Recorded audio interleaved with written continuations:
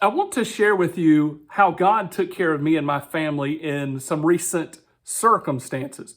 Now, several years ago, I moved into this home that was on a dead end street, and I actually chose a neighborhood and a house that was in more of an affordable area and not high end. And it's not, I didn't just buy the house for safety reasons. Some people will buy a really nice house in a nice neighborhood because of the neighborhood. And that's not what we did. We just bought an affordable house. And being on this dead end street, I noticed within a few weeks that cars were randomly pulling in there and parking in different areas. And there was a sketchy person across the street. And I was like, oh, this is going to be interesting. And it actually got to the point where I began to walk out and confront the people in these cars. Now, whether you agree if that's wise or not wise, or my business or not my business, I'm telling you, I walked up upon a bunch of sketchy people, and I, would ask them if they needed help, and obviously they'd get really upset with me because either they wanted to partake in some illegal activity and I'll just leave it at that. So they didn't like it, but I would make sure that they knew we were there, and they would get tired of being watched and they would leave. And this was to the tune of 20 or 30 cars over a period of maybe a year or two. But undoubtedly, this used to be the place that you could kind of go and, be evil or wicked. I didn't like those people around my children. And so I, ran out there and proactively sent them packing. I know that some of you are like, this guy's an idiot. You could have been shot. Yes, it could have been, but the Bible says we should be brave as lions. The righteous should be as bold as a lion. So I was. So I have enjoyed several years of peace. We're talking about 5 to 7 years of pretty peaceful circumstance there. And the other day, and this was roughly a year ago now, so we were coming home, and our new neighbors, the daughter was dating this taller guy that he didn't seem to be too much trouble, but all of a sudden his brothers began to show up. And they showed up every single day, and they were pretty cantankerous. Now, I've got about an acre yard, and my house is really set back from the road.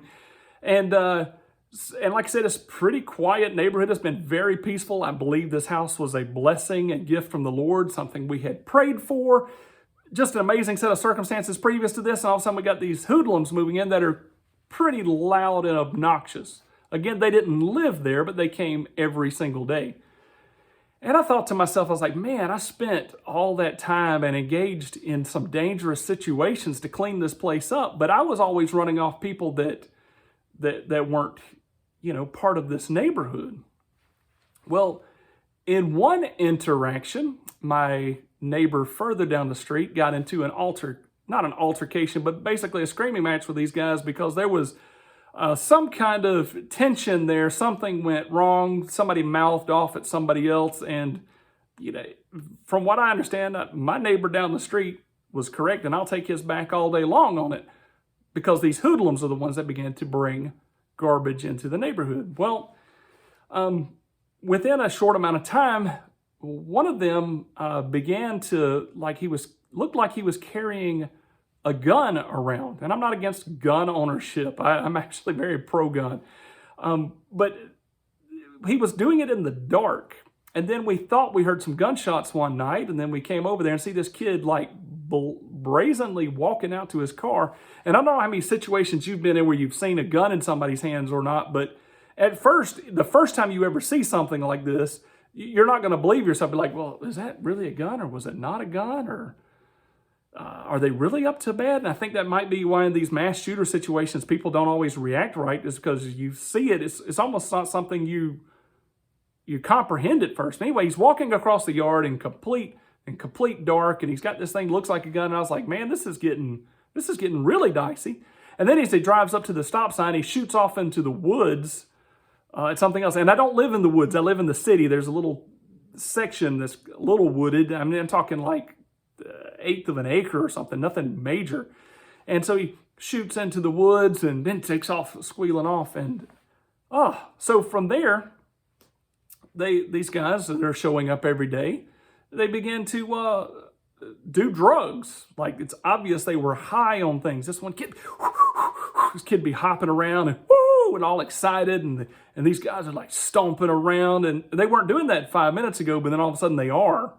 And there's these strange smells that are coming out. And now the road that my children for 5 to 7 years have been riding up and down peacefully, and we're like, don't go on the road. Don't go on the road while these guys are here. And they're showing up every day. And I'm thinking to myself, like, God, I've prayed for peace over this home. I've prayed that you would expand the hedge of protection around our home to include many of the other homes around me. We have lived in just great peace. I don't know what's going on here, but my goodness, this is pretty bad. And I even went through the up and down of trying to connect with these guys. Me and my wife were walking. We'd walk up and down the street. We'd have to walk by this car. And then as we'd walk by, I tried to engage these guys kind of friendly, just, so that things would go over okay if we ever needed to confront them for some reason. And that was okay, but these guys were pretty troublesome. Well, then one night we began to hear shots in the neighbor's backyard. Now, again, I think they were just being hoodlums and just acting up. I'm not against people shooting guns in their backyard, except that this is in the city, and except that I know they weren't being careful. That's not their nature to be careful. Like, they're over there shooting maybe because they're high or drunk or something. And it was about 4 shots that rang out randomly at different times, and my wife wanted to call the police, and I was like, I don't want to. I don't want to have any kind of trouble with us and them, and it wasn't out of fear, but like if somebody comes into the neighborhood that doesn't belong in the neighborhood, you send them out of the neighborhood. But if I call the cops on these people that are just going to deny it, it might not go over well, and then all of a sudden we're going to have this constant tension between us and them. And like, how do they know it was us that called them? I guess because we were out in the yard and we heard it. I don't know the whole outcome of that. But I told my wife, I was like, let's just trust the Lord on this, and we'll just keep living. And I said that their ways or their unrighteousness would catch up with them. And I believe I just kind of quoted that to her. I don't know if I mentioned it in an idea form or if I, just kind of gave her the verse. But like, the wicked are going to just vanish one day. And I prayed. I was like, God, will you just send these people away? Well, later that night, they kept shooting their gun. And the guy that had already had an instance with them, it's like he called the police. And he's like, I'm done with this. I'm done with this. And so the police show up. And there's no proof of anything. There's, we heard something. Was it gunshots or was it firecrackers? Was it a car backfiring? Was it a door slamming real loud? You have nothing. And I don't know if you're catching on, but in our day and age, the more liberal that we get, everybody's just considered to be good. And until something horrible happens, nothing can happen. And I'm going to give you the police rundown for a second. Both of these police officers said that just a week or two previous, they had heard a drive-by shooting, saw the car come past them. They chased the car down. The guy admits to it. He has a gun. They take him to be locked up, and he is released that night. He doesn't even stay in holding. He's released that night. And they're like, so your situation is less than that, and there's nothing we really can do. That this should help you want to vote very conservatively and to get right judges into good places versus the ones that are there currently, okay? But all this being stated, the police were like, well, we're pretty helpless to do something for you, until you can take care of yourself. Now, I wasn't in a fearful circumstance with these guys. I told you I believe in gun ownership, so if we had to have some kind of altercation with these guys, I wasn't worried about that aspect of it, but you've got to understand they were bringing disturbance constantly to the neighborhood, doing drugs on the street, shooting guns randomly, being hoodlumish. And then out of nowhere, these guys quit showing up. And then not long after that, the people that lived in the house left as well. And our home became quiet as it had been for the years previous, and still is. It is just beautifully quiet. And my kids enjoy riding up and down the street and playing as they've done. There was a season where the wicked encroached upon our peace, but the Bible says that the unrighteous, now this is not the end of the story, but the Bible says the unrighteous were going to be, vanish away. They just kind of rot and disappear. Well, I get a phone call today, and now it's been several months that they've been gone, but I get a phone call, not today, but here very recently. I get this phone call that says, hey, you remember those people that, were over there and doing drugs? I was like, yeah. He was like, well, you wouldn't believe that this one guy was at some kind of party and he shot somebody, and other people tried to take the credit for it or whatnot. But anyway, the way it's all turned out, that guy shot somebody. He's going to jail. He's not even going to be around anymore. He's going to jail. Now, in our day and age, I don't know how long he's going to jail, but I'm just saying his actions have caught up with him. And since we're in a pretty conservative state, he might actually spend some time in jail. And he goes, you remember that other guy? He's dead. He overdosed. He's gone.